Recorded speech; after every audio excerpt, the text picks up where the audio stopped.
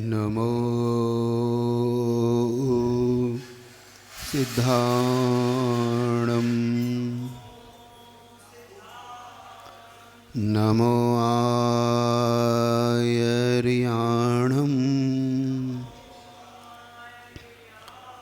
नमो वज्रायाणं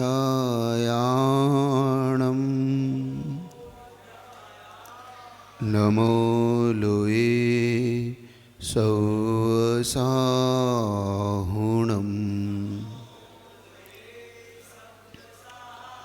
ऐसो पंच नमो यारो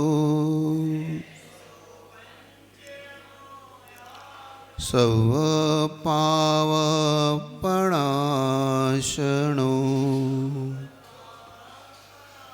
मंगलाणं च सवेशिं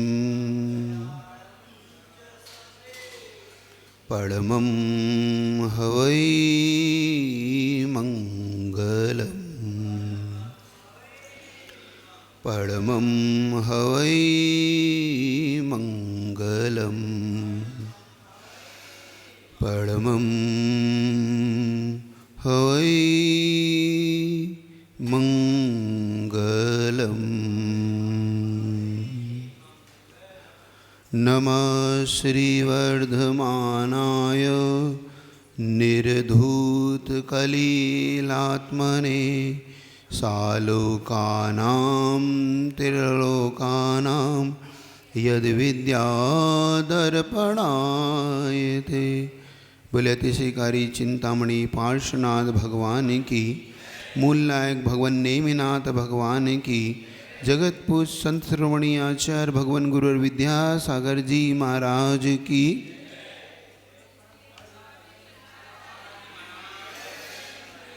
चलिए, कल की घटना आपके सामने पुनः एक बार। अपन उस निर्माल्य द्रव्य के बारे में समझने का पुरुषार्थ कर रहे थे। धन्य कुमार का वह जीव जिसके जीवन में 3 पार्टों में जिसका जीवन आज अपने सामने प्रस्तुत है। एक पार्ट ऐसा आया उसके जीवन का, अपन ने देखा कि उसको एक एक दाने खाने के भी लाले पड़ गए। एक एक दाना भी नहीं मिल रहा उसे, भीख मांगता फिर रहा है। देता है तो वो भोजन भी उसका चला जाता है।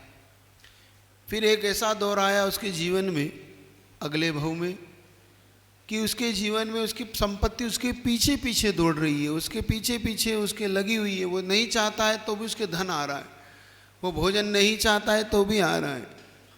एक छोटी सी आपने कविता पढ़ी होगी, जो बेर बीन खाते थे वे बेर बेर खाते, जो बेर बेर खाते थे वे बेर बीन खाते हैं।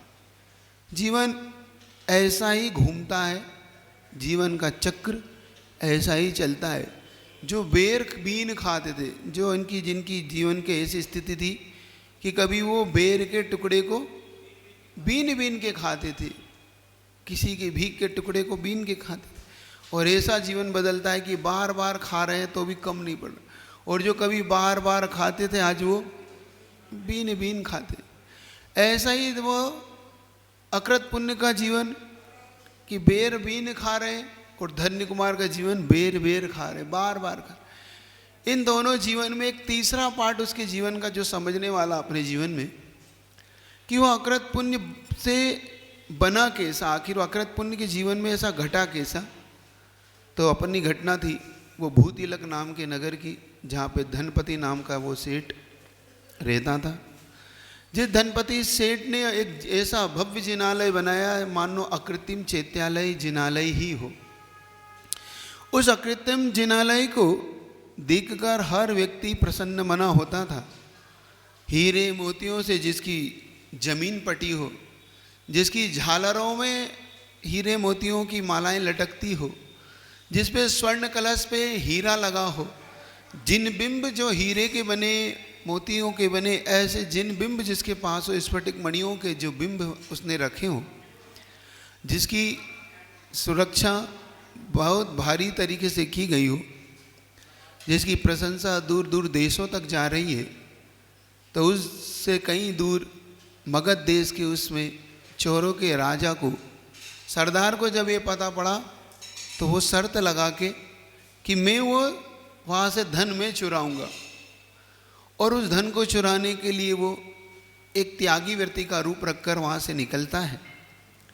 ऐसा कपटी त्यागी व्रती बन के निकलता है और उपवास करता है, एकासन करता है, नीचे दृष्टि रखी हुई है, स्वाध्याय करता है। धीरे धीरे उसने जिन शासन की सारी वस्तुओं को सीख लिया और इसका प्रभाव इतना हो गया कि अब लोग पहचान नहीं पा रहे हैं कि ये चोर होगा। धीरे धीरे सेठ जी के वहाँ तक पहुँचता है। यहाँ से अपनी घटना कल रुकी थी, अब आगे की ओर अपन बढ़ते हैं।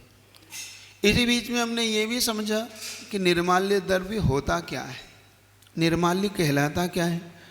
तो हमने देखा कि जो देव शास्त्र गुरु दिन शासन इनके निमित्त से जो द्रव्य अर्पित किया जाता है, वह द्रव्य अगर अपने निजी उपयोग में लेता है कोई व्यक्ति, तो वह निर्माल्य की कोटि में चला जाता है। अपन ने ये भी समझने का पुरुषार्थ किया था कि धन दो प्रकार का, एक देव द्रव्य, एक देव धन। द्रव्य के अंतर्गत धन पैसा इत्यादि और जो अष्ट द्रव्य आ जाता है, और जमीन जायदाद जो देव धन के रूप में आता है, मकाने, धर्मशालाएं, संत निवास हैं, जिनालय हैं, ये देव धन के रूप में अपने सामने आते हैं। इनका कभी निजी उपयोग नहीं करना चाहिए। इसके अलावा जो यात्राएं जिन शासन के निमित्त से शिखर जी इत्यादि की यात्राएं आप करते हैं, अगर वो यात्राओं में बचा धन अपने निजी उपयोग में कभी नहीं लेना, ना उसके फायदे के लिए कभी यात्रा करवाना ना करना, ये भी एक याद रखना। इनसे भी देव द्रव्य का धन का आपको दोष लगता है।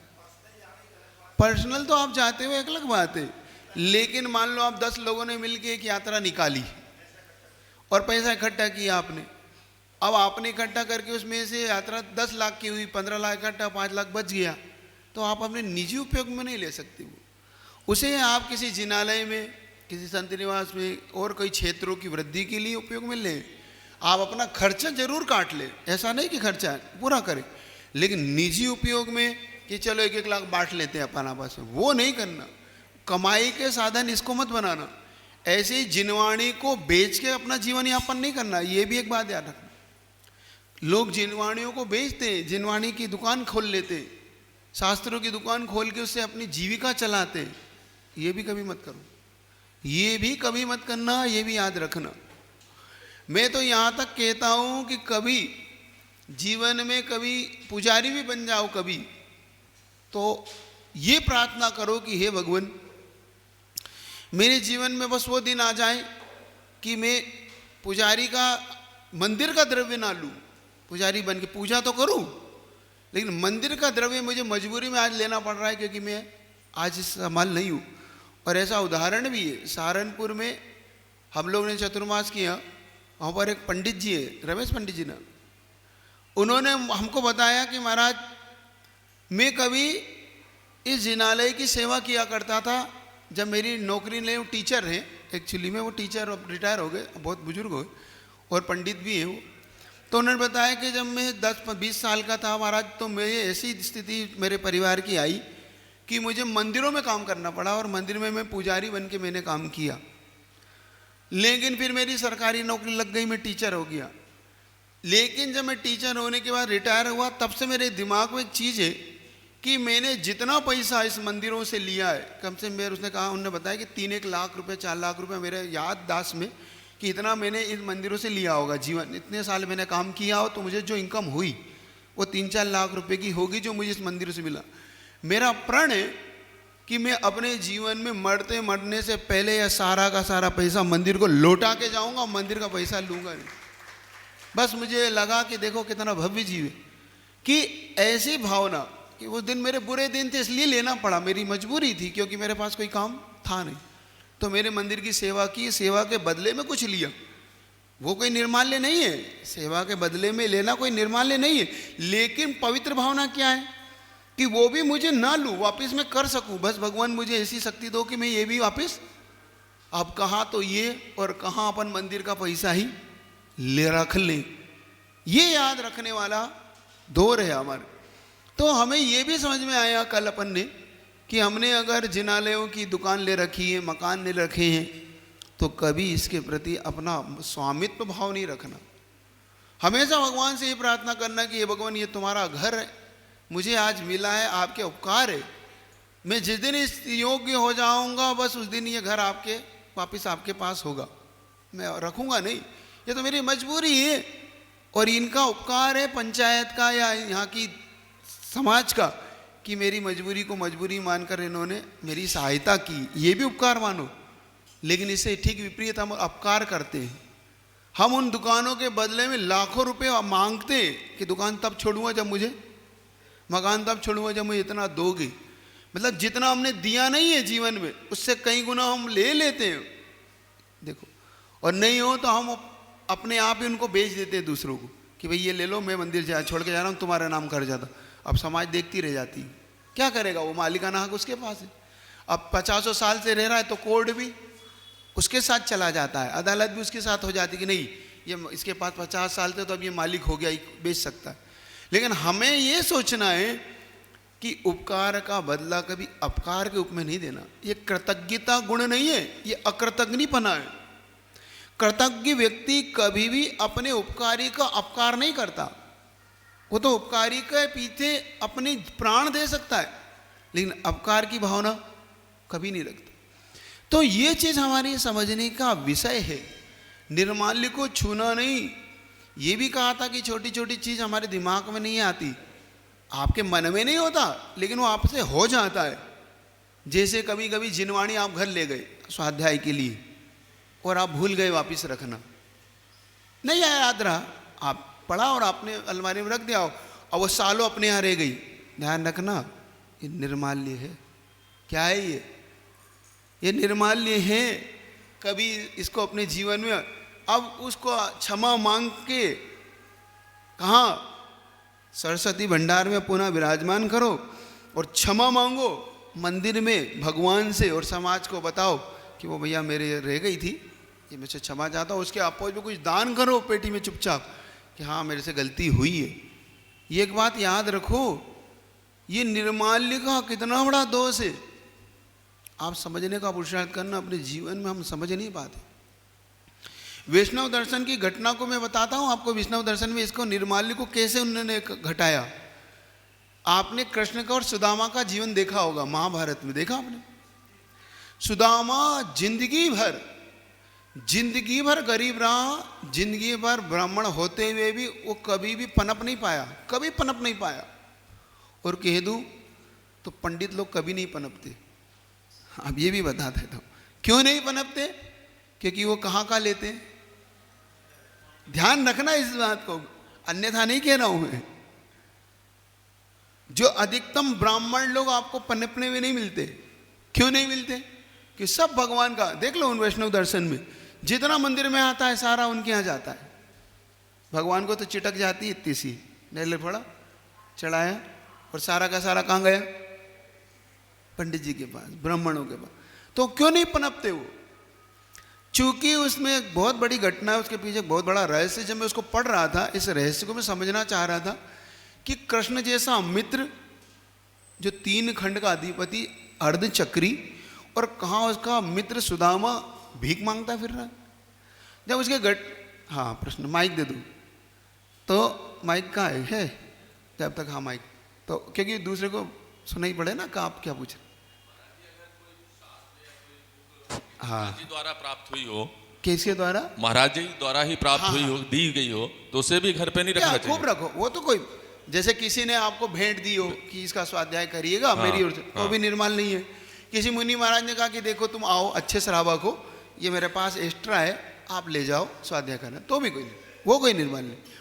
मैं कौन सा निर्माल कह रहा हूँ, जो अलमारी में रखा था, जो आपकी सुविधा के लिए रखा था उनने कि भाई स्वाध्याय करो, लेकिन आपने घर जाके रख लिया और भूल गए। 2 चीज इसमें हो गई। एक तो ज्ञानावरणी कर्म का बंद इसलिए हो गया कि जो पढ़ते लोग उसको, वो आपने लोगों को वंचित कर दिया। जो लोग उसका स्वाध्याय करते वो वंचित हो गए, तो ज्ञानावरणी कर्म बंधा। दूसरा ये मंदिर की द्रव्य थी, मंदिर का शास्त्र था, आपका अधिकार का तो था नहीं, आप बता के आते, लिखा दिया आपने, लिखाने के बाद आप पुनः रखना आपका कर्तव्य था, जो आप भूल गए, चूक गए, चूक हुई है उसमें बात है, लेकिन हमसे चूक हो गई है, हमें समझना होगा। तो जब सुदामा के जीवन में मैंने घटना को देखा तो मैंने देखा कि सुदामा आखिर गरीब क्यों रहा। तो मैंने पाया कि जब कृष्ण और ये सुदामा और इनके सारे मित्र लोग उस आश्रम में पढ़ते थे तो आश्रम में गुरु और उनकी गुरु माँ होती थी। वैष्णव दर्शन में गुरु और उनकी गुरु माएँ होती हैं। तो सुदामा से गुरु ने कहा कि जाओ तुम लकड़ी काट के लेके आओ हवन के लिए। उसमें ऐसा प्रसंग बनाया वैष्णव दर्शन में। उसी समय कृष्ण भी उनके साथ हो लिया। तो उनकी गुरु माँ कहती है कि बेटा तुम इतनी दूर जा रहे हो, मौसम का कोई भरोसा नहीं है। तो सुदामा को धीरे से बुलाती है, ये चने रख लो, चने अपने साथ रख लेना, और भूख लगे तो तुम और कृष्ण दोनों खा लेना, है ना, आधा आधा, जाओ। अब वो गया। अब इधर कृष्ण और सुदामा दोनों अपनी अपनी जगह पे लकड़ियों पे पैर काट रहे, तो अचानक बारिश होने लगी। और बारिश होते ही कृष्ण एक पेड़ पे, सुदामा एक पेड़ पे, दोनों बैठे। अब भूख लगी सुदामा को, उधर कृष्ण को भूख लगी, और कृष्ण उनके यहाँ भगवान का रूप माना है, कृष्ण को उन्होंने भगवान के रूप में स्वीकार किया है। तो इधर सुदामा अपने चुपचाप चने भूख के कारण खाने लगा, और उसने कृष्ण के हिस्से की भी खा ली। तो कहते हैं उन्होंने अपने भगवान का हिस्सा भी खा लिया उनके इसमें, और भगवान का हिस्सा खा लिया है। तो इधर कृष्ण भूखे रहेगा। उन्हें क्यों सुदामा कुछ है? तो उसने कहा नहीं, मेरे पास कुछ नहीं है, माँ ने कुछ नहीं दिया।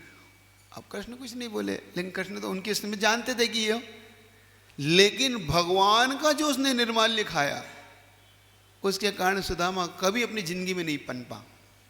उसमें लिखा उन्होंने कि जो उसने भगवान के हिस्से का खा लिया, अब अपने हिसाब से क्या खा लिया? हमारे हिसाब से निर्माल्य खा लिया। तो निर्माल्य खाने का जो दुष्परिणाम उसके जीवन में आया वो कभी नहीं पनपा। फिर पनपा कैसे, उसमें देखना अब घटना बदलती कैसे। जब वो बहुत जीवन, उसका शादी हो गई, बच्चे हो गए, सब बिल्कुल गरीबी छाने लगी, और एक समय का भोजन की भी दिक्कत होने लगी। तो उसकी पत्नी कहती है सुदामा की कि तुम्हारा इतना बड़ा मित्र है जो 3 खंड का राजा है, तुम जाते क्यों नहीं उनके पास? अपने 3 खंड का, उन्हें 3 लोग कहा कि 3 लोग का राजा है, 3 खंड का राजा, जाते क्यों नहीं? तो वो जाती है। वो कहता मैं कैसे जाऊँ, मैं गरीब हूँ, क्या लेके जाऊँ, क्योंकि किसी से मिलूंगा तो भेंट लेके तो जाऊँ, वो मेरे प्रभु हैं, प्रभु के पास जाऊँ तो उसकी पत्नी ने थोड़े थोड़े चावल बचा के रखे थे, क्योंकि पत्नियों की, महिलाओं की एक आदत होती है ना संग्रह करने की। देखो ये आदत खराब नहीं होती, ये आदत अच्छी मानी जाती है कि पतियों से छुपा छुपा के कुछ रखती हूँ। सभी रखती हो कि नहीं? तुम लोग रखती हो।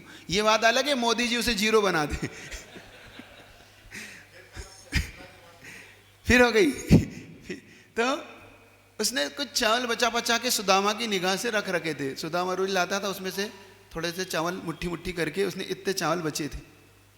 तो पत्नी कहती चलो चिंता मत करो, मेरे पास कुछ है। तो सुदामा कहता है तुम्हारा पास क्या है? क्योंकि देखो ये मैंने बचा के रखे थे। जैसे आपके यहाँ है ना भैया, आप कोरोना में इनमें अब पत्नियों के पैसे काम आए, बच्चे के ले जाओ, कोई बात नहीं। जब पति कहने लगता है अब कुछ नहीं है, मैं तो जहर खाने को, तो मरो नहीं, ये ले जाओ, ये रखे मेरे पास कुछ बचा के। जब पति एकदम बिल्कुल ऐसे हो जाता है, दुकान नहीं चल रही, घाटा लग रहा है, बग बिज गया सब कुछ, अब मैं क्या करूँ? मरो नहीं, रो नहीं, ये ले जाओ फिर से व्यापार करो। ये होती पत्नी की अपनी कला। सुन रहे हो कि नहीं पति देव हो, पुरुष वर्ग सुन रहा है?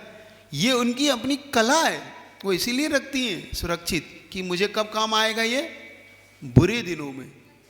तो उसने भी अपनी पत्नी ने, उसकी पत्नी ने, सुदामा पत्नी ने उसे दिया, और वो लेके चला। वहाँ पे दरबारियों ने उसे भगाया भी। फिर जैसे तैसे उसने कहा कि मैं कृष्ण का मित्र हूँ। कृष्ण के पास गए कि कोई सुदामा नाम का व्यक्ति है जो आपके दर्शन करने आया। तो कहते हैं कि कृष्ण एकदम पूरा राज्यसभा छोड़ के एकदम दौड़ते हुए उनके पास आए, सुदामा को अपने गले लगाया, सुदामा को अपनी गद्दी पे बिठाया। तो फिर कृष्ण पूछते हैं सुदामा से, सुदामा ये बताओ कुछ तो तुम मेरे लिए लाए होगे। तो अब वो छुपाता है, क्यों? अब ऐसे चावल क्या दूं मैं?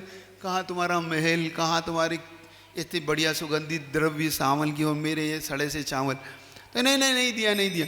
तो कहता नहीं, ऐसा हो ही नहीं सकता, भाभी ने कुछ भेजा ही होगा, ऐसा हो ही नहीं सकता। और वो पोटली छुड़ा लेता, और जैसे ही पोटली छुड़ाता है तो उस चावलों को खाने लगता है उनके दर्शन में। और जैसे ही खाता है वैसे ही एक बार खाता है तो 1 लोक दान हो जाता है। सुदामा को 1 लोक मिलता है, 3 लोक मिलते हैं उसको। दूसरे खाता है तो दूसरा लोक भी उसको दान हो जाता है। तीसरे में उसकी पत्नी रोक देती है, रुक्मणी, कि नहीं, तीनों लोक नहीं देना, आप 1 लोक के स्वामी तो आप भी रहो। लेकिन एक चीज आप समझना, इससे, इस घटना से आपको 2 शिक्षाएं देता हूं। एक तो कभी निर्माल्य खाना नहीं, और दूसरा खाली हाथ आना नहीं। एक तो कभी निर्माल्य खाना नहीं, दूसरा मंदिर खाली हाथ आना नहीं। क्योंकि जब मंदिर में तुम 1 मुट्ठी चावल चढ़ाते हो तो 1 लोक के नाथ बन जाते हो। तुम एक बात याद रखना इस घटना से, तुम्हें प्रभु, क्योंकि बड़े लोगों का एक नेचर होता है, बड़े लोग कभी भी तुम्हारा चाहते नहीं। जैसे आप अपने यहाँ किसी रिश्तेदारों के जाते हो और मान लो खूब अरबपति करोड़पति हो, और तुम भले ही लखपति हो, तो तुम भले ही एक छोटी सी साड़ी ले जाते हो, फल ले जाते हो, मिठाई ले जाते हो, उससे मिलने जाते हो, लेकिन वो बदले में क्या देता है? बदले में अपनी हैसियत से देता है। वो तुम्हारी हैसियत से नहीं देता। तुमने अपनी हैसियत से दिया, वो अपनी हैसियत से देता है कि नहीं, आप आए हो, ये आपकी साड़ी, ये आपके लिए, बदले में। क्यों? क्योंकि वो जानता है कि इसने अपनी हैसियत से दिया, लेकिन मैं अपनी हैसियत से। ध्यान रखो, और 3 लोग के नाथ की हैसियत कितनी है, सुन रहे हो? जिस दरबार में, जिस प्रभु के चरणों में तुम 1 मुट्ठी चावल चढ़ रहे हो, उनकी हैसियत जानते हो? तुम अपनी हैसियत से चढ़ा रहे हो, लेकिन वो देता है तो छप्पर फाड़ के देता है, उसकी हैसियत इतनी है। तो कभी भी मंदिर में खाली हाथ नहीं आना, कभी भी मंदिर के द्रव्य को उपयोग नहीं करना। क्योंकि कुछ लोग मंदिर की ही द्रव्य, भगवान की द्रव्य भगवान को चढ़ाते हैं, है ना? क्या करते हैं वो? एक आपके यहाँ टंकी रखी रहती है ना, जो सूखी द्रव्य उसमें डाल देते हैं, गीली द्रव्य ले लेते हैं। तो कुछ लोग उसी टंकी में से मुट्ठी भरी और जय हो जय हो पैसे डालना एक अलग व्यवस्था है, अपने घर से द्रव्य लाना एक अलग व्यवस्था है। एक बात ध्यान रखो, मैं पूछता हूं, तुम अपने मेहमान के यहाँ मिठाई नहीं ले जाके पैसे दे सकते हो? तुम पैसे की ढोस किसको दिखा रहे हो? पैसे की ढोस किसको दिखा रहे हो? तुम करोड़पति होंगे, तुम उसके यहाँ पे ले जाके दे सकते कि 1000 रुपये लो, मिठाई मंगा लेना। तुम रिश्तेदारों क्या कह सकते हो? हाँ, मिठाई के डब्बे पे 1000 रुपये रख सकते हो। मिठाई के डब्बे पे तुम 1000 रुपये रख के दे सकते हो।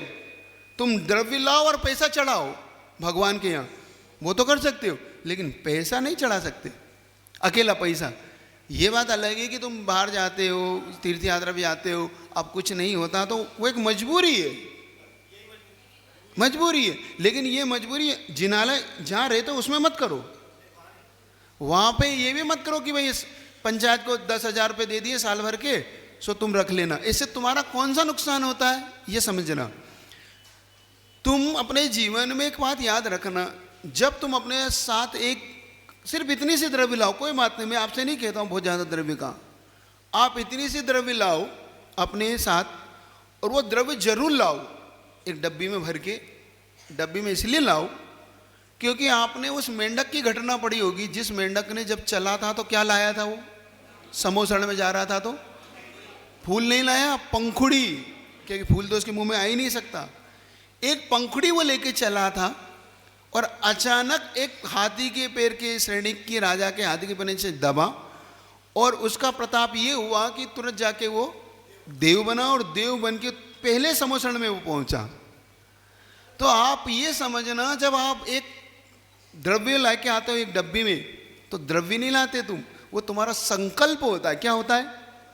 वो जिनालय जाने का संकल्प है। मान लो रास्ते में तुम्हें अटैक आ गया, मान लो किसी गाड़ी की चोट लग गई, खुदा ना खास्ता हो गया, हो सकता है, संभव है, तो कुछ भी हो सकता है, जीवन है, कब किसके हाथ क्या घड़ी। उस समय मान लो अचानक अपनी मृत्यु भी हो गई, तो ध्यान रखना, देव पर्याय को पाओगे उस संकल्प से। तुम उस संकल्प का फल क्या है? देव पर्याय, क्योंकि तुम क्या लेके चले थे, मैं कहाँ जा रहा हूँ, और मान लो कुछ नहीं लेके चले, खाली हाथ चले, तो ये बताओ तुम कहीं भी जा सकते हो कि नहीं। मान लो मित्र ने कहा कि यार कहाँ जा रहा है, मंदिर, बैठ गाड़ी पे, अपन आते हैं 5 मिनट में, तो हाथ में द्रव्य नहीं है तो बैठ जाते हो गाड़ी में, और द्रव्य होता है तो नहीं, पहले मंदिर पर 1 मिनट चढ़ा के यार फिर चल रहा हूँ, पहले गाड़ी मंदिर लेके चल, 1 मिनट चढ़ाता हूँ फिर तेरे साथ चलता हूँ, यही करते हो। और नहीं होती है तो गाड़ी में बैठे और चल दिए। देखो कहाँ हम भटक सकते हैं, ये समझने का पुरुषार्थ करो इस बात से। तो हमारे हाथ में प्रभु के लिए द्रव्य जरूर हो। एक और चीज आपकी इसी बात को प्रसंग है तो स्पष्ट कर रहा हूं, कभी भी जिनालयों में जब आते हो तो वो द्रव्य मंदिर का द्रव्य होता है, लेकिन जब उस द्रव्य को लेने जाते हो किसी दुकान पे तो मंदिर का द्रव्य नहीं बोलना, मंदिर का चावल नहीं बोल के खरीदना, क्योंकि हम जानते हैं मंदिर का चावल जब हम कहते हैं तो हमारे मन में क्या भाव होता है, जल्दी बताओ, जो सस्ता वाला हो। हम खाते कौन सा है, नाम बोलो, बासमती और बोलो, विष्णु भोग और बोलो।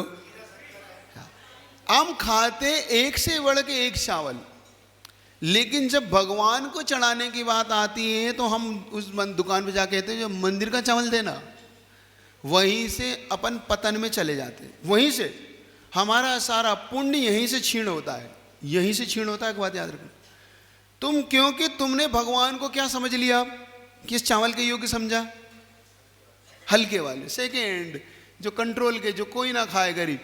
क्योंकि एक बार महाराज जी ने बहुत अच्छी चर्चा सुनाई कि मैंने एक बार पंचरणक में अब चावल खरीदे, उनने एक तरफ चावल खरीदे उन्होंने भोजनशाला के, एक तरफ खरीदे उस पंचरणक में चढ़ने वाले चावल भगवान के लिए।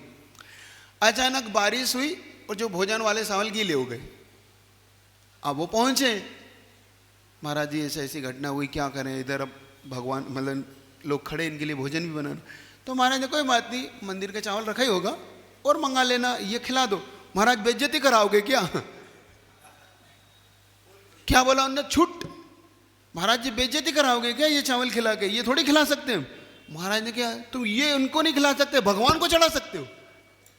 अब देखो नियत में कितना फर्क है, सही बताओ, अगर तुमसे पूछो तुम खिला सकते हो वो चावल मंदिर के,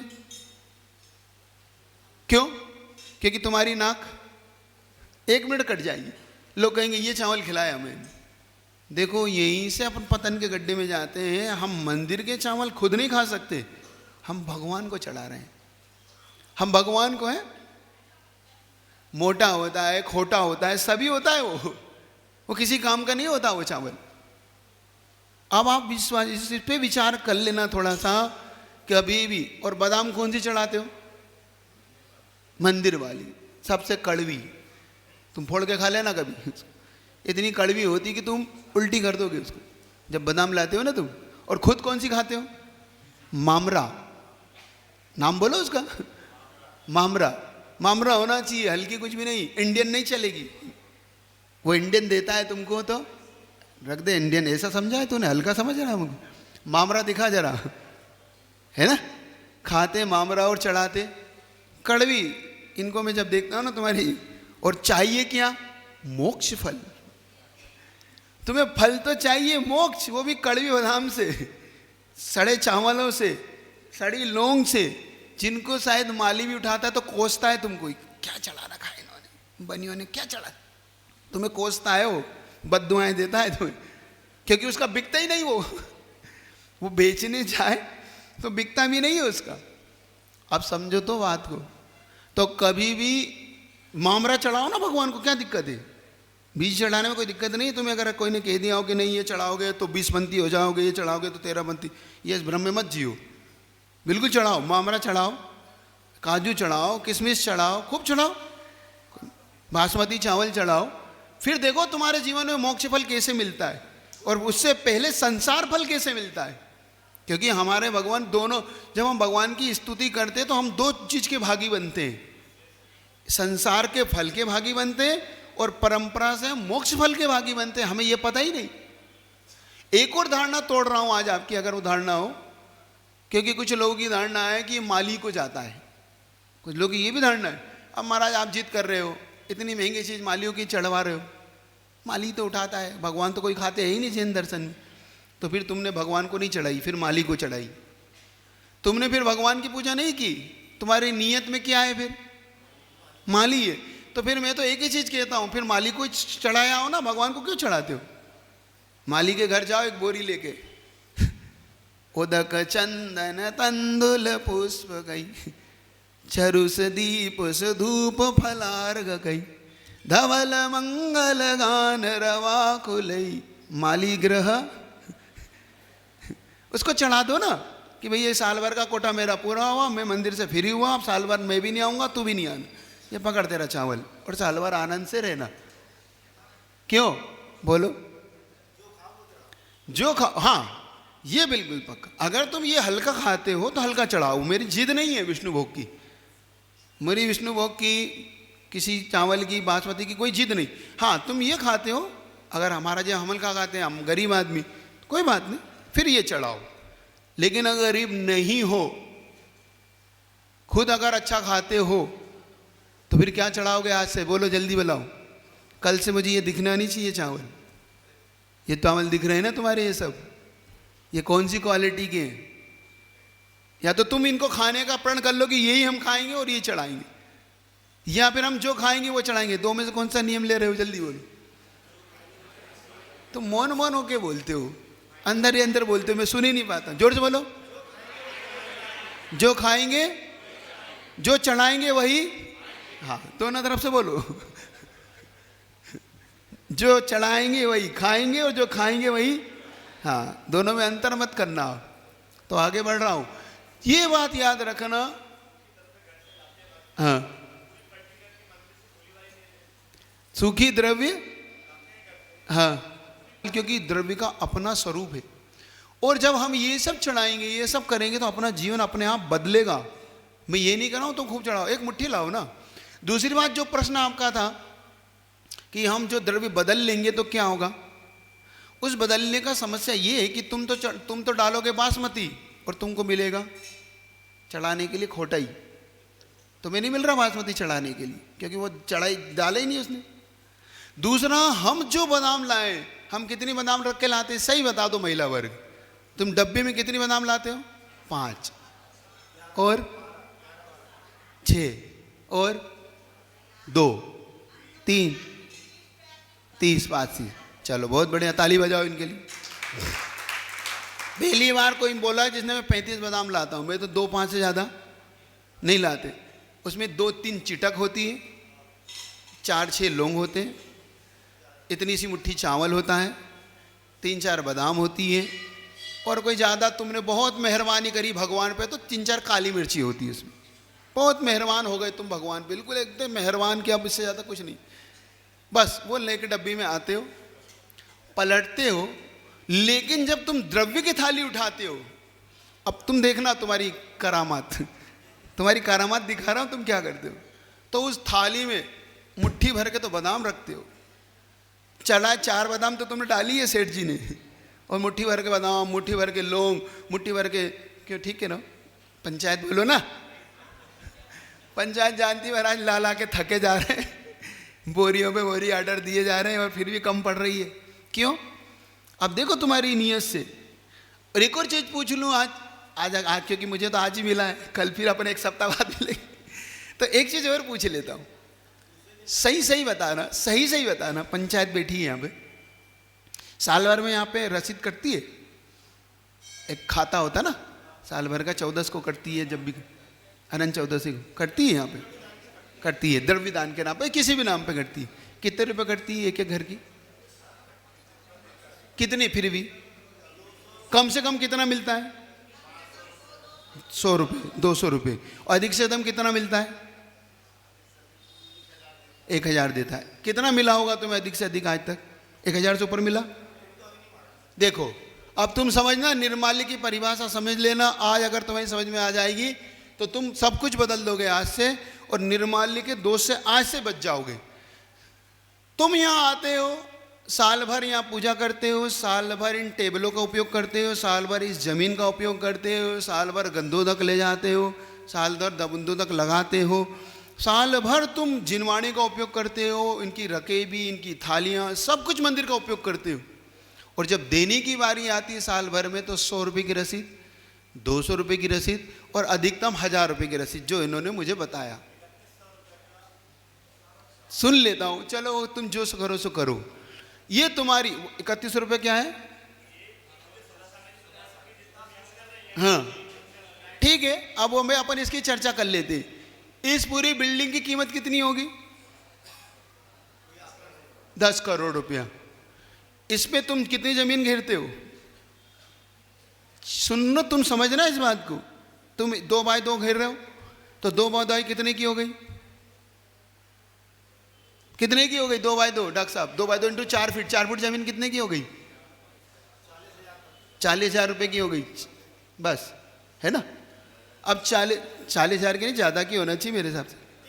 इतनी हो गई 40,000 रुपये, 40,000 हो गई। अब तुम 40,000 रुपये अगर साल भर में जोड़ो तो कितना ब्याज आएगा तुम्हें? सुन लो। और एक परिवार से कितने सदस्य आते हो? 5 सदस्य, तो 2 लाख रुपए की तो जमीन ही होगी। अब 2 लाख पे ब्याज जोड़ो तो 2,000 रुपये महीना, तो कितने महीना? 24,000 रुपये साल, जो तुम्हें देना चाहिए। जो तुम्हें देना चाहिए वो तुम्हारा कोई दान नहीं है, एहसान नहीं है, वो तुम्हारा कर्ज है। मंदिर पे जो तुम मंदिर का उपयोग करते हो, तुम्हें वो देना चाहिए। अभी जिनवाणी का जोड़ा नहीं है मैंने किराया, मेरे माइक दे दो इनको, माइक है। तो ये तुम इनको समझो, तुम सब कुछ यूज करके भी तुम पनप क्यों नहीं रहे हो? इतना दान करते हो, इतना सब कुछ करते हो, क्योंकि कहीं ना कहीं निर्माल्य तुम्हारे साथ जाता है। तुम इस बात को समझना। नमोस्तु महाराज जी। महाराज जी, हम लोग जिनवाणी कभी कभी मंदिर में ऊपर उठा के रख देते हैं कि कल आसानी से हमको मिल जाए यहाँ वहाँ में, तो उसमें भी निर्माल का दोष लगता है क्या? निर्माल्य में उसमें ज्ञानावर्णी का दोष है। अब वो क्यों है देखो, जब तुम मान लो तुमने लालच था, अब मंदिर की टेबल 4 रेक थी, 10-20 अलमारी रखी थी। अब तुमने लालच में कि भाई ये पुस्तक मुझे मिले, मैं ही पढ़ूं, तो तुमने उठा के इसमें से उसमें रख दी। ढूंढने वाला कहाँ ढूंढ रहा है? जहाँ थी वहीं ढूंढेगा। तो उसने कहा भैया लगता है कोई ले गया। अब जब तक वो तुम जिनवाणी पढ़ के नहीं रखोगे तब तक उसका अंतराय पड़ेगा, उसे अंतराय, क्योंकि उसके हाथ में ही नहीं लग रही, वो जिनवाणी ढूंढ ढूंढ के परेशान है। और आपने ये, अपन लोग ये भी पता नहीं करते कि कोई पढ़ तो नहीं रहा, भाई किसी कोई इसको स्वाध्याय तो नहीं कर रहा, और हम उसे रख देते। ये हमें ज्ञानावर्णी कर्म का तीव्र बंद कराता है। कभी भी ऐसी भूल नहीं करना, उसको स्थान पर रखो और किसी से पूछो कि भाई ये कोई पढ़ तो नहीं रहा, स्वाध्याय को तो नहीं कर रहा है तो उससे निवेदन करो कि भाई आप कर रहे हैं तो मैं भी कर रहा हूँ, तो आप बोले कहाँ रख दे, तो उससे पूछ के रखो, फिर अपने आप ही आपको ज्ञानावर्णी कर्म से ही बचोगे, स्वाध्याय भी होगा। ये याद रखना है आपको, ठीक है। चलो आगे घटना शुरू करूं। नमोस्तु महाराज। जैसे अपन शास्त्र ले जाते हैं मंदिर का, हाँ, और पढ़ने के लिए, हाँ, अब पूछ के ले जाते हैं, तो फिर अपन पढ़ के और रख जाते हैं, तो इसलिए दोष तो नहीं है महाराज। ये दोष नहीं है, लेकिन उसके अपोज में कोई मंदिर में दान जरूर कर देना, जितना यथाशक्ति। वो कहीं ये नहीं कह रहा हूं कि तुम शास्त्र की कीमत दान करो, नहीं, यथाशक्ति 10 रुपये, 20 रुपये, 100 रुपये, 200, जो तुम्हें लगता है कि मुझे पढ़ के आज मुझे कुछ ज्ञान प्राप्त हुआ है। तो जैसे कोई टीचर से हम प्राप्त करते तो टीचर कुछ देते या नहीं देते? देते ना, कि भाई अपन फीस देते। तो कम से कम इस शास्त्र ने हमें ज्ञान दिया है, तो इस शास्त्र के बदले में भी हम कुछ डाल के जाएं, ताकि हम, अभी तो नहीं करते थे, आपने बताया। हाँ, तो अब मैं कर सबको दिया करना है। दादी के निमित्त से अब सबको ये शिक्षा लेना है कि हम कुछ पढ़ते हैं तो दान। चलिए अब आगे घटना में बढ़ाता हूं। अब वह चोर जब सेठ जी से मिला, अब वो सेठ जी से मिलते हुए सेठ जी बड़े प्रभावित होते। सेठ जी उनके भोजन पानी की व्यवस्था बनाते। चोर अपनी सारी व्यवस्था अपनी बनाता है, वो कि मुझे कहाँ से धन चुराना है, कैसे चुराना है, कैसे हीरे निकालना है, यहाँ से सोना निकालना है। अब वो धीरे धीरे अपने दिमाग में पूरी योजना बनाता है। इधर सेठ जी का एक दिन अचानक जाने का मन होता है कि मुझे व्यापार के निमित्त से बाहर जाना है। वो उन त्यागी व्रती भाई उनसे कहते हैं कि भैया आप यहाँ पे हो तो देखो मुझे छोड़ के मत जाना, मैं जहाँ थोड़ा काम से जा रहा हूँ। तो कहता अब हम त्यागी व्रतियों का क्या भरोसा है, अब हम कभी भी उठ के चल देते, अब हम बन तो सकते नहीं। तो सेठ जी कहते नहीं नहीं, इतना प्रॉमिस करो कि मेरे आने तक आप नहीं जाओगे। तो वो पूछता है आप कितने दिन में आओगे? तो कहते एक सप्ताह के अंदर आ जाऊंगा, मेरा बस एक सप्ताह का ही काम है। तो सेठ जी एक सप्ताह के अंदर आ जाना, 8वें दिन में रुकूंगा, ये कोई भरोसा मत करना। अब देखो वो प्रभावित कर रहा, और सेठ जी प्रभावित हो कि नहीं नहीं ब्रह्मचारी जी, एक सप्ताह में तो बिल्कुल आ ही जाऊंगा मैं। अब इधर सेठ जी का अपने नौकरों सबको कहते कि भैया पूरा ध्यान रखना, भोजन में कमी नहीं रखना, इनकी सेवा में कमी नहीं रखना, इनको कोई कमी नहीं होना चाहिए। इधर सेठ जी अपने काम से निकलते, उधर चोर के चेहरे पे मुस्कान खिल जाती कि अब काम हो गया। अब मंदिर के द्रव्य को धीरे धीरे वो कहीं से निकालना शुरू करता है, कहीं से हीरे निकालता है, कहीं से छत्र चंवर के एक एक चीज़ें लड़ियाँ निकालना शुरू करता है। इधर मंदिर में आने वाले व्यक्ति परेशान है, ये जा कहाँ रहा है, आखिर दिखता क्यों नहीं। वो इकट्ठा कर रहा है अपने कोने में, एक तरफ जगह उसने अपनी कि लेके किसी दिन यहाँ से चलना है अपने को, क्योंकि 7 दिन मिले उसको, 7 दिन के अंदर उसको यहाँ से जाना है। तो वो इकट्ठा करने लगता है। जैसे वो इस द्रव्य को इकट्ठा करने लगता है, उधर लोगों में हलचल मचने लगती है कि भैया ये कहाँ गया, सेठ जी को क्या बताएंगे, हीरा गायब है, छत्र की लड़े गायब है, ये हो क्या रहा है।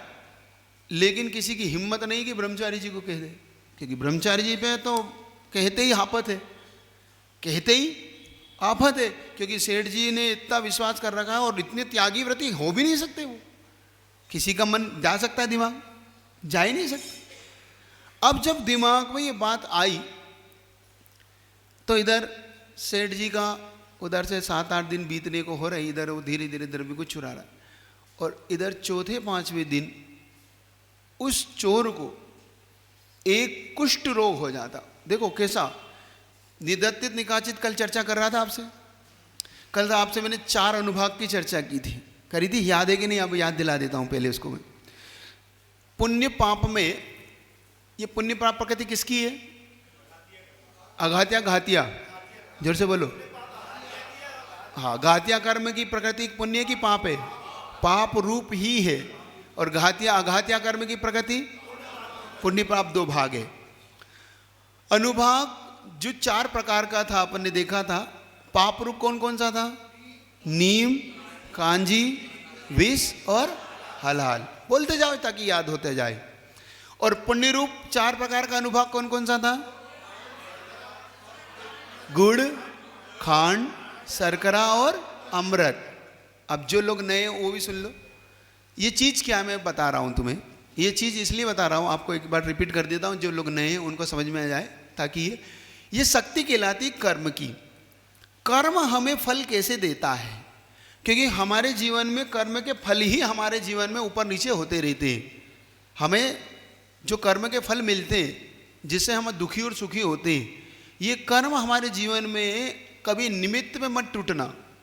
क्या निमित्त है? बाकी व्यक्ति सब निमित्त है हमारे लिए। भाई निमित्त हो सकता है, पिता माता निमित्त हो सकते हैं, मित्र निमित्त हो सकता है, कोई पड़ोसी निमित्त हो सकता है, कोई तुम्हारा व्यापारी निमित्त हो सकता है। अब ये सब निमित्त हैं तुम्हारे लिए, इन पे उल्लो मत, इन पे उबलने से कुछ नहीं होगा। अरे देखो उसने मेरा धन खा लिया महाराज, देखो मेरा पैसा हड़प लिया, उस व्यक्ति ने मेरी ज़मीन खा ली महाराज, देखो इस मित्र ने मुझे धोखा दे दिया महाराज, देखो मेरे सगे भाई ने मेरे साथ देखो महाराज ये व्यवहार किया, देखो मेरे सगे माता पिता मेरे साथ महाराज जी ये व्यवहार करते हैं, मेरी तरफ देखते नहीं, मेरे लिए आज अलग कर दिया। ये किसका फल है? जोर से बोलो। माता पिता का कि कर्मों का? क्योंकि कल तक जो माता पिता हमें जान से ज़्यादा चाहते थे, आज वो माता पिता हमें देखना नहीं चाहते। जो भाई कल तक हम पे जान छिड़कता था, आज वो हमारी जान ले रहा है। कल तक जिस जायदाद के लिए हम सब इकट्ठे थे, वही जायदाद हम सब में बेर पैदा कर रही है। ये कर्म का फल जो हमें याद आया। और ये कैसे याद आया? तुम्हें याद है? चेन। चेन समझ गए? अब मैंने कहा था चेन बोलते समझ जाना, अब कहानी नहीं सुनाऊंगा। चेन, क्योंकि हमने किसी का हड़पा सो उसने हमारा हड़प लिया, हमने किसी को दुख दिया सो उसने हमें दुख दिया। याद करो हमने किसको दुख दिया, ये याद करो कि हमने किसके साथ क्या किया। अब महाराज याद तो है ही नहीं, हमने तो पूर्व भाव में किया था, इस भाव में तो हम कसम खा के कह रहे हैं, हमने तो कुछ भी नहीं किया। अब कसम खाने से कुछ नहीं होगा, हमें ये याद करना होगा, हमें इसका प्रायश्चित करना होगा, क्योंकि कारण से कार्य की सिद्धि होती है और कार्य से कारण की सिद्धि होती है। जैन दर्शन में क्या, कर कार्य हो रहा है तो उसके पीछे कोई कारण होगा, और कारण है तो कार्य की युक्ति भी होगी। समझ रहे इस बात को? बिना कारण के कोई भी कार्य जैन दर्शन में नहीं होता, नहीं हो नहीं सकता। इसलिए अगर तुम्हें ये लग रहा है कि मेरी सासू मुझे दुख दे रही है, तो समझना तुमने भी किसी को दुख दिया। एक बहुत अच्छी घटना सुना रहा हूं आपको मैं, अपने जीवन में याद रखना। सास बहू की बड़ी घटना है, बहुत अच्छी घटना है, क्योंकि आपस में हमारे परिवारों में ये सास बहू का बड़ा झगड़ा मचा सा रहता है ना। सास में बहू में फिर अनबन होती रहती है, वो सास बहू को बड़े घूरती रहती है, कभी बहू सास बहुत खटपट होती कि नहीं होती, होती है ना। इसमें समस्या कहाँ आती तुम देखना। एक बार की घटना है, रक्षाबंधन का समय था, नई नई शादी हुई थी, तो एक बहू ने अपनी सास से कहा कि मम्मी मैं मायके जाना चाहती हूँ, भैया को रक्षाबंधन का माँ का फ़ोन आया है कि भैया को राखी बांधना है। तो उसकी सास कहती है कोई नहीं बेटा चले जा, कर ले टिकट करवा ले, मैं कह दूंगी तू चली जा। इतने में उसकी बेटी का फ़ोन आता है। किसका फ़ोन आता है? बेटी का फ़ोन आता है कि मम्मी मैं कल आ रही हूँ भैया के लिए। तो उसकी बहू से कहती है अब नहीं जा सकती तू। क्या कहती है? बेटा तुम टिकट कैंसिल करा देना, वैसे तो हुई नहीं है, और हो ही हो तो कैंसिल करा दे, अब तुम नहीं जा सकते। मम्मी क्या हुआ? नहीं वो मेरी बेटी आ रही है। क्या कहती है वो? मेरी बेटी आ रही है कल, वो बेटा तुम अब उसका ध्यान रखना। और अब इसको ये नहीं पता तो ये भी तो किसी की बेटी है। इस सास को ये होश नहीं हो रहा कि मेरी बेटी आ रही है तो ये भी तो किसी की बेटी है, उसकी माँ भी तो उसका इंतजार कर रही है। और जब वो थोड़ा सा कहती है तो बड़ी डांट के कहती है, समझ में ही नहीं आ रहा तुमको, और अगर जा रही हो तो लौट के मत आना। अब इतनी बड़ी बात कह दी सासू ने, तो क्या करे बहू? बहू ने फ़ोन लगाया कि मम्मी अब मैं नहीं आ रही हूँ, अब बाद में फिर कभी आ जाऊँगी मैं, अब मेरा इंतज़ार मत करना। तीसरे घंटे में उसकी बेटी का फ़ोन आता है। अब देखो कैसी चेन, कर्म के उदय देखना। बेटी उसकी रोती रोती कहती है मम्मी मैं नहीं आ रही हूँ। क्योंकि क्या हुआ बेटा? क्योंकि मेरी सास ने मना कर दिया, मेरी ननद आ रही है। देखो कर्म कैसे फल देता है, इसको समझना। तुम्हें चेन बता रहा हूं, इसको समझना। तुम किसी को दुख दे रहे हो तो तुम्हारा दुख तैयार है। तुमने किसी को कष्ट दिया है तो याद रखना बिल्कुल चेन चली आ रही है, अगला कष्ट के लिए तैयार रहना। किसी का धन हड़प रहे हो तो तुम्हारा धन हड़पने के लिए बैठा है कोई ना। तुमने किसी को चोट पहुंचाई है तो तुम्हारी चोट के लिए कोई तैयार है। तुमने किसी को अगर दुख देने का मन बना रखा है तो बस तुम्हारे पीछे से उसने तुम्हें दुख देने का मन बना रखा है। जैसे ही खबर आई उसकी धरती सरक गई। ओहो मैंने अपनी बहू को दुख दिया। उसने कहा बेटा अब मेरी बेटी तो नहीं आ रही, अब तू जा, अब मेरे से गलती हो गई। अब उसने प्रायश्चित जैसा स्वरूप अंदर में कर लिया कि मैंने गलती करी, नहीं रोकना था, तुम जाओ, अब मेरी बेटी नहीं आ रही। उसके बेटे से कहती बेटा हो सके तो तुम ही छोड़ने चले जाना ताकि आराम से पहुंच जाए बहू अपनी। और उसने बाकायदा इधर उसकी बेटी पहुंची नहीं, उधर उसकी बेटी अपने घर। बिल्कुल फैक्ट, रियल कहानी है, ये काल्पनिक नहीं बता रहा हूं, रियल कहानी। क्या हुआ बता? उसकी बेटी ने आके कहा क्यों बेटा तू कैसे आ गई? क्योंकि नहीं मम्मी सासू जी का एकदम मन पिघला। उसने कहा बेटी कोई बात नहीं, मेरी बेटी आती रहेगी, तू तो जा अपने घर चला जा और आराम से रहना। देखो चेन कैसे बदलती, कैसे इसको बोलते हैं संप्रेषण। अपने यहाँ क्या बोलते हैं इसको? संप्रेषण। अगर आप किसी बुरी भावनाओं को रख रहे हो तो सामने वाला भी तुम्हारे प्रति बुरी भावनाओं से भर रहा है। संप्रेषण समझो मेरी बात को। अगर आज एक शिक्षा लेके जाना कि जो तुम्हारे प्रति कुछ भी बुरा सोचता हो, क्योंकि एक समस्या अपने साथ प्रश्न यही आता है हमारे पास हमेशा, हमारा जी वो हमारे साथ बुरा सोचता है तो हम कैसे अच्छा सोचे। नहीं, तुम पुरुषार्थ करो, ये पुरुषार्थ करो कि उसका बुरा नहीं सोचूंगी, मैं उसका बुरा बिल्कुल नहीं सोचूंगी। वो मेरा सोचे तो सोचे, कुछ भी हो जाए, मैं बुरा नहीं सोचूंगी। तुम मेरे कहने से सिर्फ ये काम करके देखो, तुम ये काम करके देखो कि नहीं मैं उसके बारे में बुरा नहीं सोचना। वो सोचता होगा, मेरा भाई होगा, मेरे बारे में सोचता होगा तो कोई बात नहीं। क्योंकि किसी एक व्यक्ति ने बहुत अच्छी बात कही, रास्ता चलो सीधा चाहे पड़े फेर, सलाह लो भाई से चाहे हो बेर, और भोजन करो माँ के हाथ से चाहे हो जहर।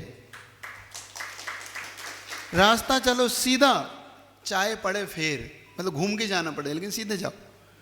सलाह लो भाई से चाहे हो बेर, भाई कभी गलत सलाह नहीं दे सकता, बेर कितना ही हो तुम्हारा, क्योंकि खून किसका है? अपना, अपना खून है, याद रखना। बेर कितना ही बेर हो, तुम दुश्मनों से सलाह मत लो, मित्रों से सलाह मत लो, अपने सगे भाई से सलाह लो, कुछ भी काम पड़ जाए। और माँ कितना भी कुछ हो, माँ के हाथ से भोजन करो, क्योंकि माँ के हाथ अगर जहर भी है तो समझना वो अमृत का काम करेगा, वो जहर का काम नहीं करेगा। इसलिए मैं कह रहा हूं कि कभी भी किसी के प्रति फिर कोई नहीं बताएगा। कोई बात नहीं अम्मा, तुमसे मैं आखिरी मिलूंगा, तुम्हारा नाम का एक पुराण लिखूंगा, तुम चिंता ना करो। कटनी में एक अम्मा का पुराण। तो मेरा प्रवचन पूरा हो जाने दो, बस 2-5 मिनट का और बचा है, तुम्हारा भी सुनूंगा, तुम पहले बोल लो। क्योंकि इन लोगों को लग रहा है महाराज जी कहीं हमारी बुराई तो नहीं बता रही, मैं नहीं बता रही। परसों बड़े महाराज जी के सामने मैंने बोला था, हाँ, बहुत बच्चियों को बुरा लगा है, हाँ, इसलिए मैं बता रही हूँ। गांव का नाम भी बता सकती नहीं बताना, किसी को नाम नहीं बताना, अपने को नाम नहीं बताना। आंखों की देखी है, एक बंडा है, एक जबेरा है, हाँ, एक जबलपुर है, एक कटनी है। हाँ, ये मैंने अपने स्वयं आंखों से देखा है। तुमने इतना ही देखा है, मैंने तो 8 राज्य देखे हैं अम्मा। तुमने 4 गांव देखे, मेरे गुरु ने मुझे पूरा दुनिया दिखाई है। अब मेरी सुनो, अब तुम, इसलिए कह रहा हूं, अब मन में कोई भी यहां पर अब किसी के प्रति गलत भावना तो नहीं रखोगे? क्या नहीं रखोगे? अब अम्मा भी बोल रही तो अम्मा के प्रति भी मत रखो। तुम कुड़ रही हो वहां से, अम्मा बोल रही, अम्मा बोल रही। अब अम्मा के प्रति क्यों कुड़ रहे हो? अम्मा तो हमारी अम्मा है, हमारे कहने से बैठ जाएगी, बैठ जाओ अम्मा।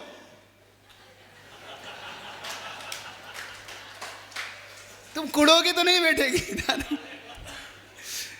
तो याद रखो, किसी के प्रति भी गलत भावना नहीं रखना, कभी नहीं रखना, कितने ही हो। क्योंकि इसका संप्रेषण मैंने देखा, इसको बोलते हैं संप्रेषण। क्या चीज सीखना है अपने को? संप्रेषण। हमेशा अपनी अच्छी भावनाओं को दूसरे तक पहुंचाओ, कर सको तो।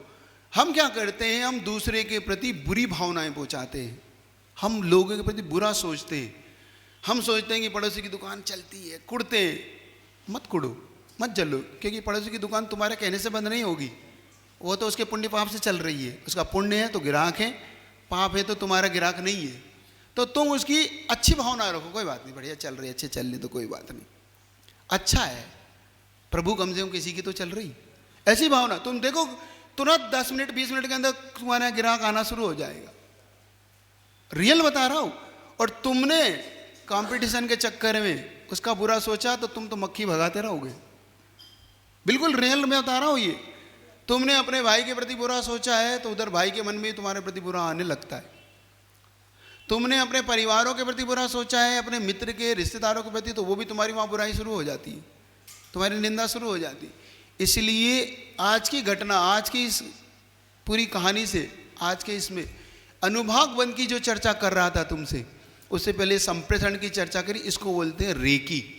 क्या बोलते हैं इसको? रेकी बोलते हैं। रेकी में क्या होता है, सामने वाले के प्रति अपनी सद्भावनाएं दी जाती है उसे ठीक करने के लिए, उसके रोग तक, तब उसकी उस रोग से, उसकी रेकी से उसका रोग ठीक होता है। सिर्फ कुछ नहीं करता वो रेकी करने वाला, दूरस्थ रेकी जब करता है। ये शांति धारा क्या है?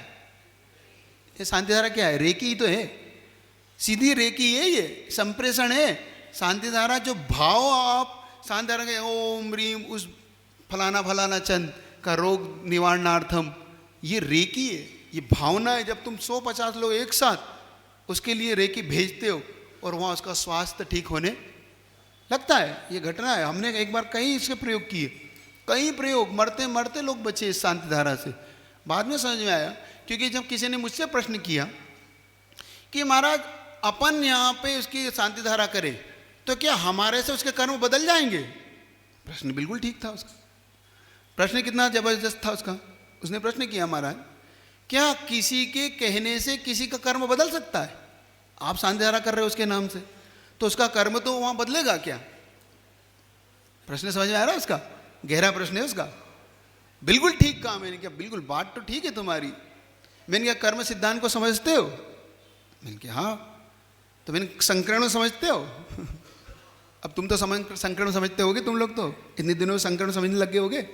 मैंने क्या बंधु ध्यान रखना, जब पुण्य की वर्गणाओं की बाढ़ आना शुरू होती है ना, तो पाप की वर्गणाएं अपने आप ही संकृत होकर उस रूप होने लगती है। तुम ये मत सोचो कि हमारे उससे कर्म बदल रहे हैं, हमारे उससे नहीं बदलेंगे, लेकिन जब हमारी भावनाएं वहां पहुंचती है तो उसके अंदर जो संप्रेषण वो महसूस करता है, तो अपने आप वो संयम धारण कर, मतलब संयमित होने लगता है, संकलेश छोड़ने लगता है, और संकलेश छोड़कर वो समता में आने लगता है। और जैसे जैसे वो समता में आता है वैसे वैसे उसके पाप रूप पुण्य रूप में संक्रमित होने लगते हैं और उसकी स्वास्थ्य ठीक होने लगता है। कर्म बदले कि नहीं बदले? अब इससे कर्म बदलते हमें ये समझना होगा, हमें कुतर्कों से नहीं सोचना, हमें अच्छे तर्कों से सोचना। तो हम अपने वालों के प्रति सद्भावनाएं पहुंचाएंगे। आज का नियम है तुम सबके लिए, दे दूं नियम। जैसे मैं नियम दिया नहीं आज तक, मैंने इतने दिन हो गए, फिर भी आज देने का मन है। एक ही नियम तुम्हारे सबके लिए है। तुम्हारा मित्र के लिए आज सद्भावना नहीं है। आज तुम्हारा सबसे बड़ा बैरी हो, तुम्हें सबसे ज़्यादा भाता नहीं हो, जिसको देख के तुम्हारे मन में इतना भयंकर क्रोध आता हो कि ये निकल चला जाए या मैं चला जाऊं, क्या भाव आता हो? या तो ये चला जाए या भगवान मैं चला जाऊं यहाँ से। उस व्यक्ति के प्रति आज तुम्हें इतनी सद्भावना करना है, हे भगवान उसका भला हो जाए, खूब खुश रहे, प्रसन्न रहे, दीर्घायु हो। तुम हमेशा उसके प्रति आयु कम मांगते हो, आज क्या मांगना है उसके लिए? वो दीर्घायु हो, खुश रहे, खूब प्रसन्न हो, खूब उसकी दुकान चले, परिवार उसका फले फूले, कोई बात नहीं। उसने मेरा बुरा सोचा तो भी मैं माफ़ करता हूँ। क्या सोचना है? तो भी मैं क्षमा करता हूँ, उसके प्रति मेरी कोई कसाई नहीं है, मेरा कोई राग द्वेष नहीं, मैं उसके प्रति आज साम्य भाव धारण करता हूँ, उसका भले की सोचता हूँ, उसका खूब अच्छा हो। तुम देखना बहुत जल्दी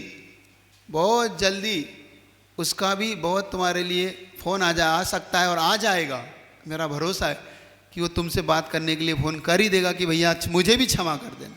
होगा उसका, अगर तुमने ये करा लगातार तुम मत जाओ उसके पास। तुम्हें ऐसा लगता है ना कि महाराज मैं कब तक झुकूं, मैं कब तक उसके पास जाऊं, वो माफ़ी नहीं करता, मुझसे बोलता ही नहीं, मेरी तरफ देखता नहीं। तुम लगातार रेकी देना उसके, लगातार। जब भी शांति धारा करो, मैं उसे क्षमा करता हूँ, वो मुझे क्षमा कर दे, बस उसका भला हो, खुश रहे। तुम हाँ, लॉ ऑफ अट्रैक्शन, बिल्कुल यही सिद्धांत है। जब आप उसको आकर्षित करते हो अपनी ओर, उसको सिद्धांत अपनी भावनाएं पहुंचाते हो, वो भावनाएं उसके आप पहुंचती। हमारे यहाँ इसको समुद्घात बोलते हैं। इसको क्या बोलते हैं? अब अपनी भाषा में बोल रहा हूँ मैं, ये हमारे यहाँ समुद्घात कहती है। जब हमारी सद्भावनाएं टकराती उससे, तो नियम से उसकी भी भावना आपके प्रति टकराती है, अच्छा सोचता है, उसकी कसाई शांत होती है अपने आप। जब आपकी भाई बहन पूछती, क्योंकि हमारे कर्म पुद्गल हैं। क्या है? हम समझ रहे हैं इस बात को। हम दो कर्मों से जुड़े हुए, भाव कर्म और द्रव्य कर्म। नो कर्म हमारा शरीर इत्यादि, ये नो कर्म।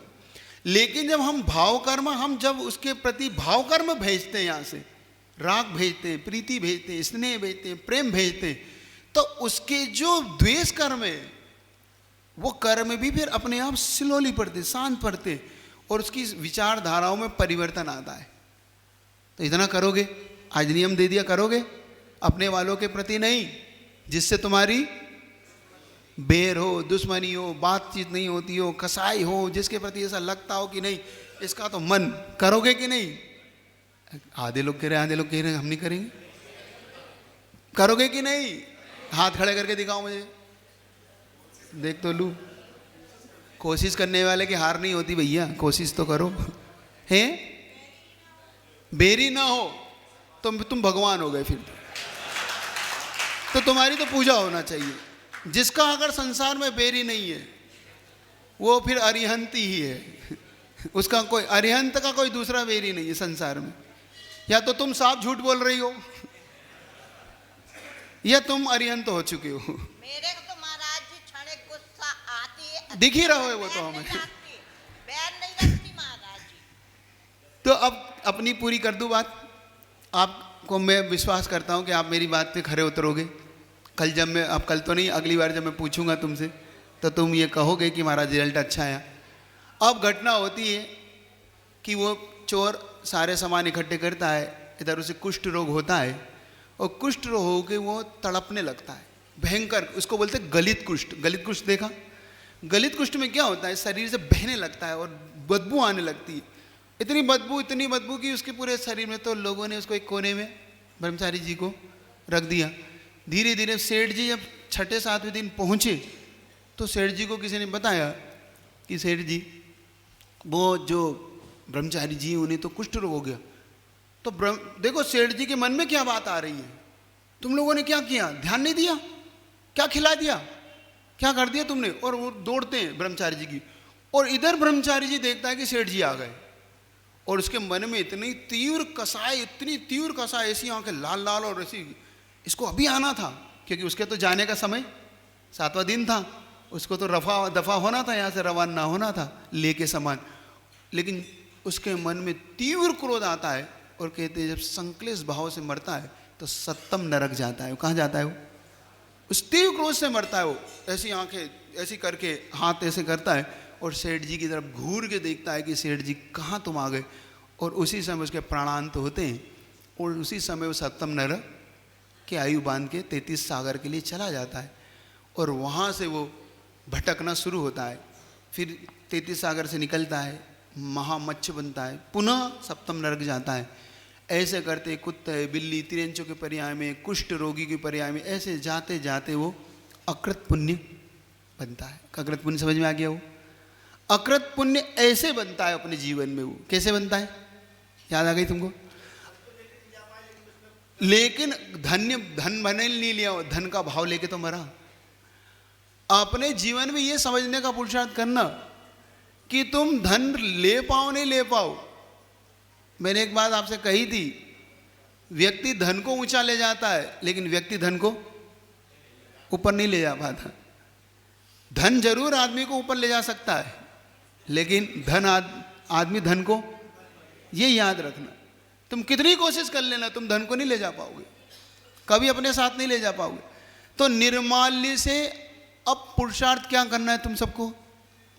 आज से ये जीवन में तुम्हें प्रण करना है यहां से कि कभी भी निर्माल्य नहीं खाना है।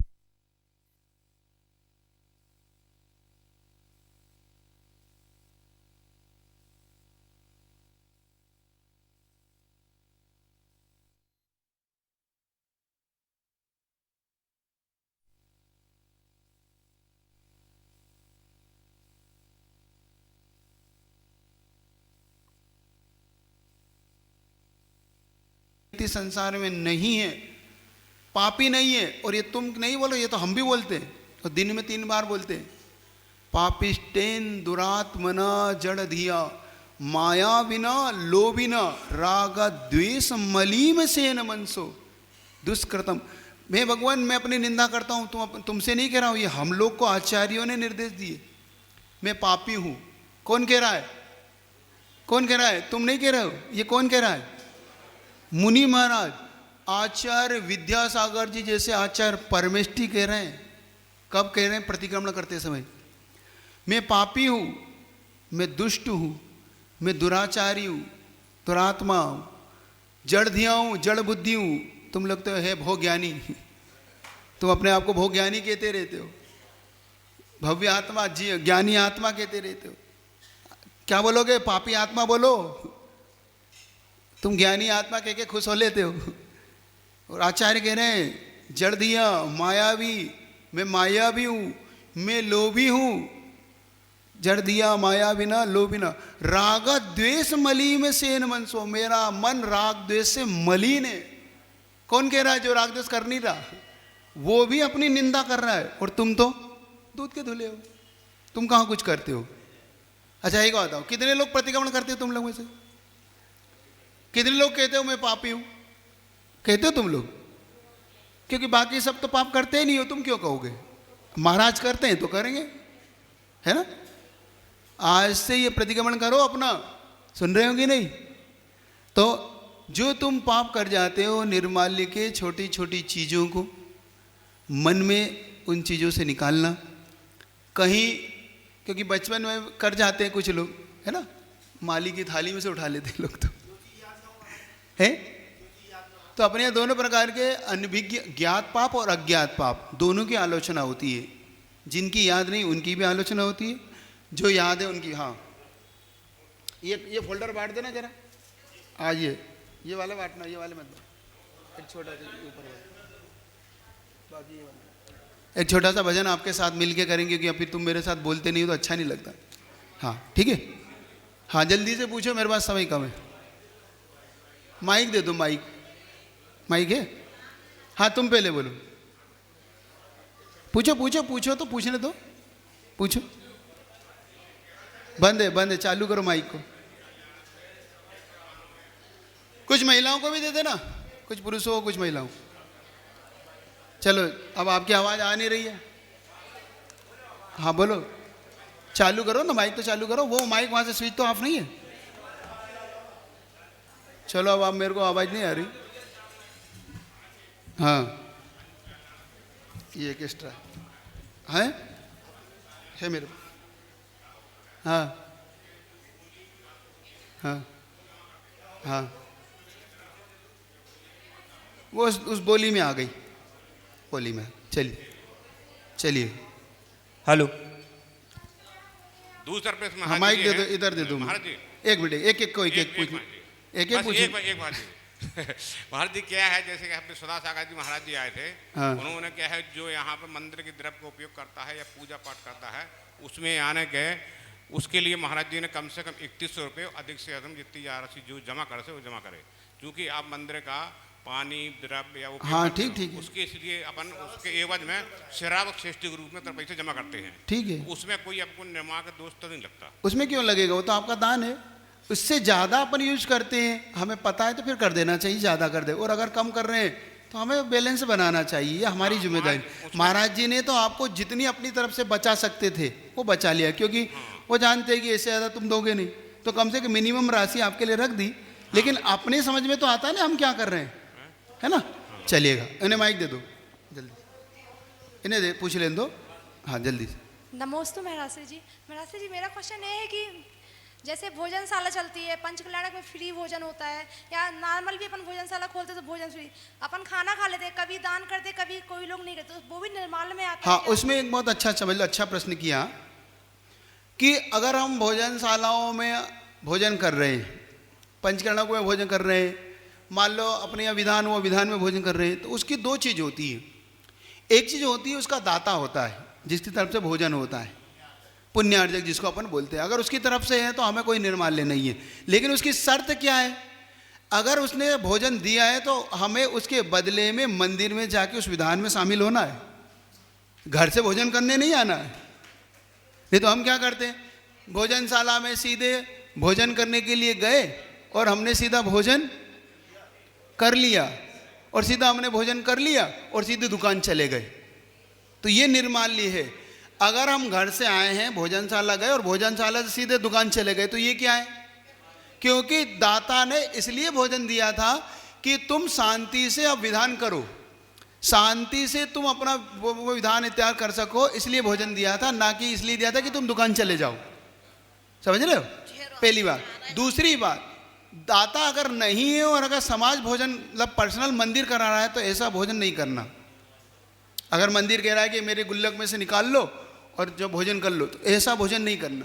अगर पता पड़ जाए कि ये मंदिर ने अपने मंदिर की द्रव्य से निकाल के भोजन करा रही है तो नहीं करना, वो भोजन नहीं करना। उसका दाता होना चाहिए, पुण्यार्जक होना चाहिए उसका, स्पष्ट बात है। इसमें कोई वो नहीं है। मंदिर के उसने द्रव्य भोजन के लिए थोड़ी दिया है, उसने तो भगवान की भक्ति के लिए दिया, और आप भोजन कर रहे हो उससे।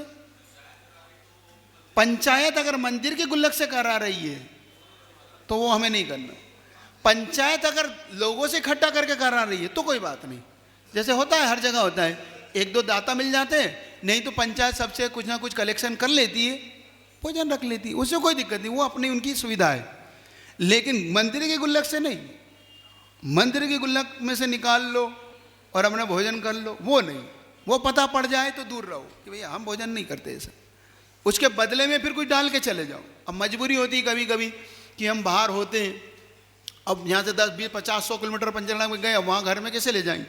अब पता पड़ गया तो फिर उसके बदले में दुगनी राशि डाल के फ्री हो जाओ कि भैया भोजन तो करना पड़ेगा, अब कहाँ जाएंगे, तो कर लिया, राशि डाल दी, फ्री हुए भैया हमारे निर्माल्य से हम नहीं करते। बस इतना सावधान रखना। चलिए एक छोटी सी भक्ति करके आपको फ्री कर रहा हूँ, चलिएगा। सबसे अंतिम प्रश्न निकालिएगा, 19 पृष्ठ। किसने प्रश्न कल एग्जाम दी कि नहीं दी आपने? छेडाला की दी थी? दी थी पुरुषों ने दी थी, बहुत अच्छे। चलिएगा, अच्छी लय है। 19 नंबर का प्रश्न है ना, धर्म ही सच्चा साथी है। ठीक है, मेरे साथ मेरे बाद आप पढ़ेंगे। चलिएगा। धर्म ही सच्चा साथी है, जैसे दीपक बाती है। धर्म ही सच्चा साथी है, जैसे दीपक बाती है। छूटे ना धर्म शरण ओ आत्मा, छूटे ना धर्म शरण ओ आत्मा। ये दुनिया एक सपना है, यहाँ ना कोई अपना है। ये दुनिया एक सपना है, यहाँ ना कोई अपना है। छूटे ना धर्म शरण ओ आत्मा, छूटे ना धर्म शरण ओ आत्मा। किसी को मिलती हैं खुशियाँ, किसी को मिलते गम ही गम। किसी को मिलती हैं खुशियाँ, किसी को मिलते गम ही गम। पुण्य व पाप साथ चलते, किसी के ज़्यादा किसी के कम। पुण्य व पाप साथ चलते, किसी के ज़्यादा किसी के कम। धरो समता यहाँ हर पल, तजो ममता का अब आंचल।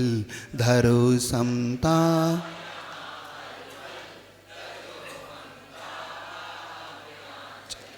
छूटे ना धर्म शरण ओ आत्मा, छूटे ना धर्म शरण ओ आत्मा। अरे यह दौलत की यह चा, ये सुंदर रूप और चितवन। अरे रूप और चिंत भ्रमाते हैं पल पल मन को, न दिखता सुंदर सा चेतन। भराते मन को न दिखता। अरे अब खुद को पहचानो, प्रभु जैसा निज को जानो। अरे अब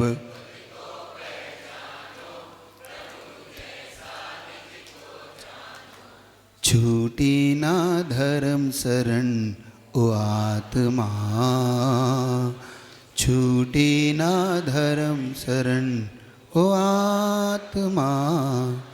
पिता माता भाई रुसते, ये होते हैं हरदम झूठे। पिता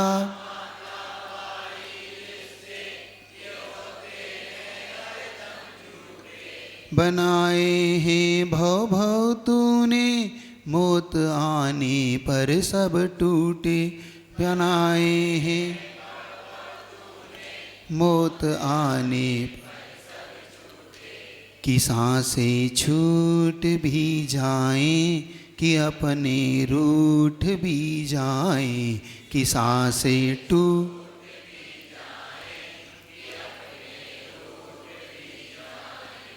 छूटे ना धर्म शरण ओ आत्मा, छूटे ना धर्म।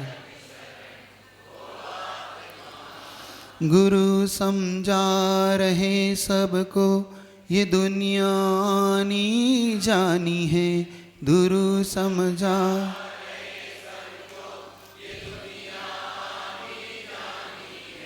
निजातम को पाले निज में, यही एक तेरी कहानी है, निजातम को पाले निज में। न दीवाना हो पुद्गल का, बुलबुला है ये तो जल का, न दीवाना